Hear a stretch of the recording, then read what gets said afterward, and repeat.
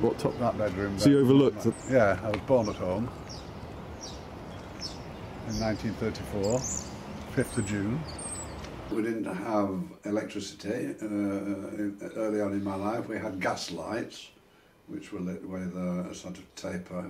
Pulled the cord, turned on the gas, and it had a mantle which you had to replace, like you replace bulbs as they wore out. And there would be a centre one in the middle of the room, and then in some rooms there might be some actually on the walls, like wall lights, but no electricity. I remember electricity being put in. That was about, I don't know what age I would be when electricity was put in, but it certainly gave us the opportunity then to have electric lights, but one switch and one light in each room. Mother didn't have an electric cooker, she eventually had a gas cooker, whereas before she'd cooked in the oven which was at the side of a coal fire. We used to just rake all the hot embers under the oven, which gave it its heat, put more coal on, and at the other side of the fire there would be a tank which was full of water, which gave you hot water. No carpets on the floors, just a tiled floor with rugs. Furniture was quite basic and quite old. They would probably have inherited it from other people. But we had a parlour, which not everybody had, which was only opened on a Sunday. The one fire kept the whole house warm. There were grates in bedrooms, but you would never ever have a fire in the bedroom. But they would have the fire in 2 rooms downstairs. It was when the parlour was opened on a Sunday or special occasions, when Auntie Ada called, then we were going to the parlour. The loos were crude. I don't remember anything else but the old pail system. There was no WC. You had to go to the end of the yard at the back. It was all a brick structure with a slated roof. And the toilet arrangements were a gate, little hole there with a door, and inside the toilet, which wasn't a WC. It was just a board with a hole in it, and you sat on that board and there was a pail underneath, and when they collected the sewage they would open this trap door here, take the pail out, empty it into a cart that used to pull up here, and then put some pink stuff in to stop it from smelling and shove it back in again. So they had to be fairly accurate. When you came to go to the loo, you had to see that it was the pail was in a central position, otherwise there were problems. Couldn't go to the toilet when they were coming round. You could hear them emptying, because if you were actually on the toilet when they emptied it, it would be quite an embarrassing moment. Apart from unpleasant for the poor chap who had to pull it out. It's all rather gruesome. Oh, they've got satellite television now. We just had a little radio. And we listened to Dick Barton, Special Agent.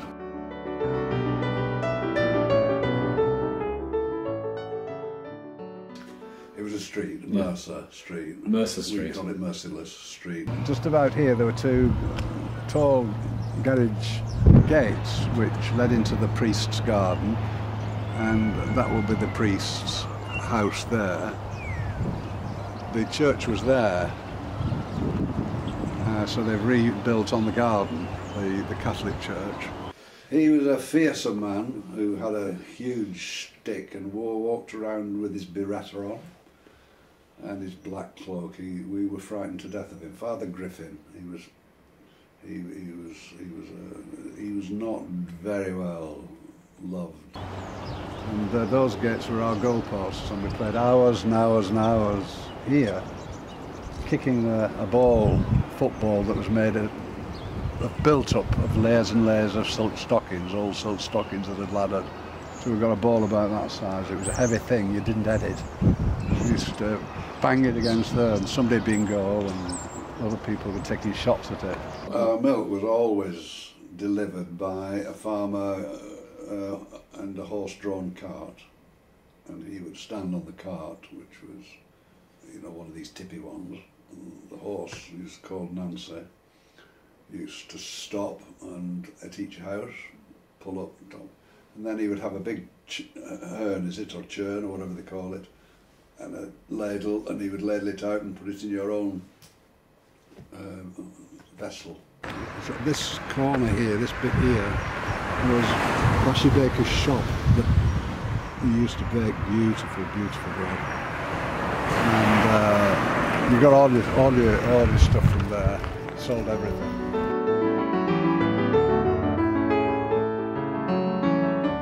There were seven siblings. I was the sixth of seven. But my sister, who was a bit wayward, elder sister, she came in late one night. My parents just locked the door in protest against her staying out late, and she must have got through the back door, although she must have climbed up because they would lock the back door. She must have climbed on the roof that's not this one, the roof similar like that to that bedroom where I was sleeping, and she climbed in through the bedroom, and my parents, I'm sure, must have heard her, but she got into trouble the next day. Well, I can't remember them ever being physically hit. My father would certainly hit my brother and I physically, but I can't remember the girls ever being hit, which makes it a very unfair world and not a very level playing field, really. Oh, my brother, when he was born, my mother had always breastfed all the other three daughters older than my brother, and when he was born, she'd had some goiter trouble, so the treatment that she got meant she couldn't breastfeed, and this irritated my brother no end, and he used to get into terrible tantrums. And my father got fed up of this, so when he got into one tantrum, my father just took him to the backyard where we had a barrel full of cold, very cold rainwater that came off the downpipe from the roof. And this is where my father would dunk. There was a barrel there, and he'd come out to the back door there, and he'd dunk my brother into there when he was screaming. Cold water, rainwater. What, just to kind of quieten him down? Quieten him down. Did it work? It did work, yeah. He only had to bring him through the door, and he stopped crying. He never got dunked again.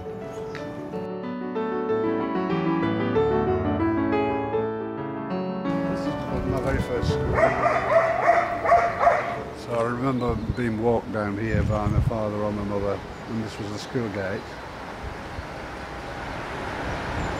This was the old schoolhouse. My grandmother was the headmistress of that school, and she lived here, which is the old schoolhouse.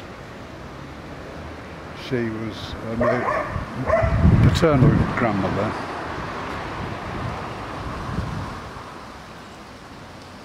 But she died whilst I was still in class third. She'd retired by the time I went to the school, but I can remember my father coming into this school and telling the teacher that my grandmother had died. I remember that very clearly. We went to what was called the big school, which is a new school, and we would walk from home all the way down here, and the big school's up there somewhere. This then was the girls' playground. It looks as though they sold the boys' playground for houses.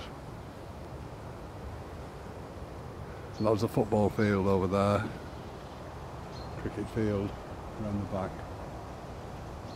There's a lad called Ian Rees who used to taunt me and call me all the names under the sun and stirred up trouble. I had a huge fight with him here.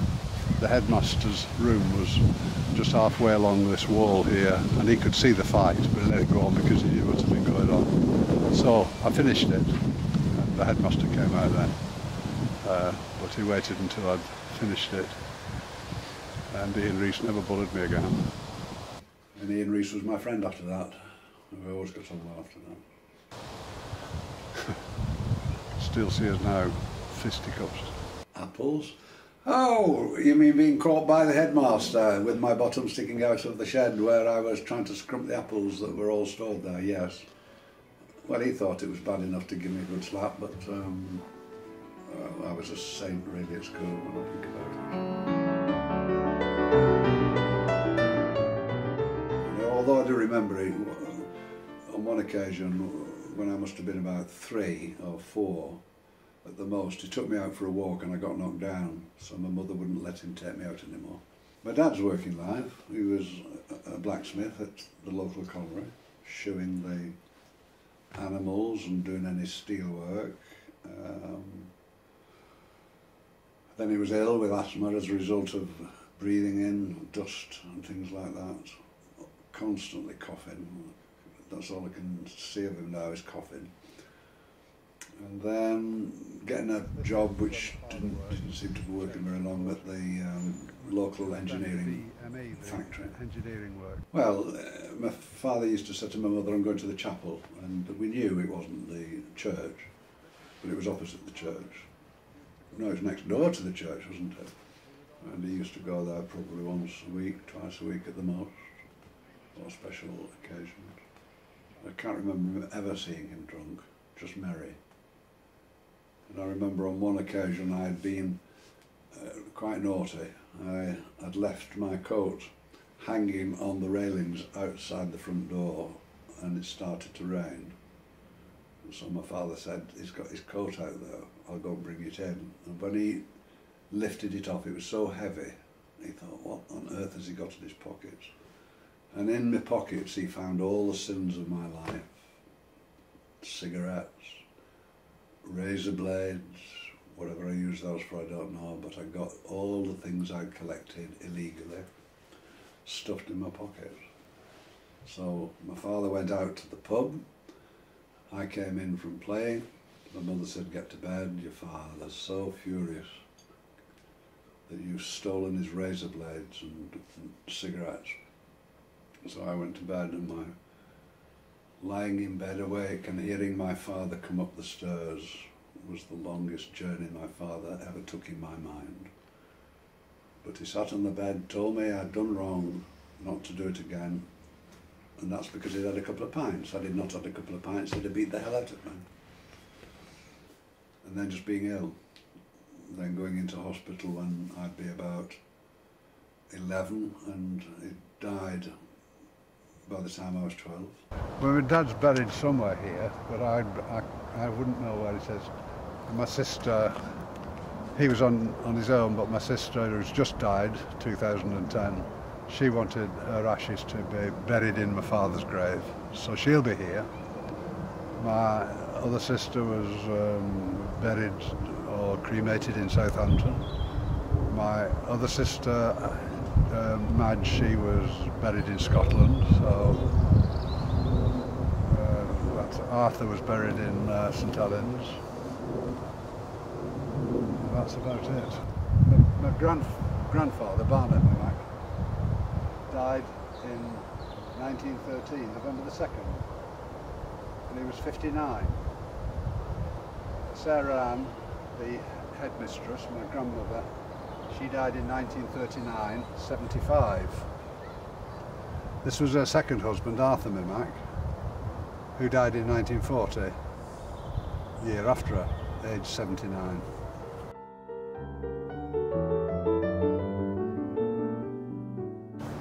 So this is where I was baptised. My mother would bring me here with my father, of course, and then they fell out with the vicar and they sent me to the Methodist church when, you know, I came of Sunday school age. This is where I was sent to Sunday school, and that's the Sunday school, that's the church there. These steps seem so small now. As a child they seem to be very steep. You actually preached here? I preached here, yeah. But it wasn't your first church, it was just... No, I came back to do it when I was ordained. Not ordained, but when I was in the forces. That was a farm I used to go potato picking. I only lasted a week because it nearly broke me back. The farmer paid us very, very little money after what I thought was slave labour. How much money? I haven't a clue, probably about 10p a day. When I was 14, my mother got me a part-time job. She used to take our shoes for repair to a little shop in Earlstown called, it was Jack Davis Boot and Shoe Repairer.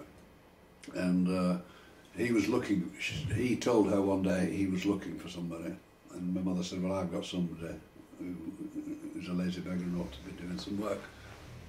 So she got me the job, and I used to go there on Saturday mornings and sometimes on a Friday night after school when there was no homework or anything. I worked in there.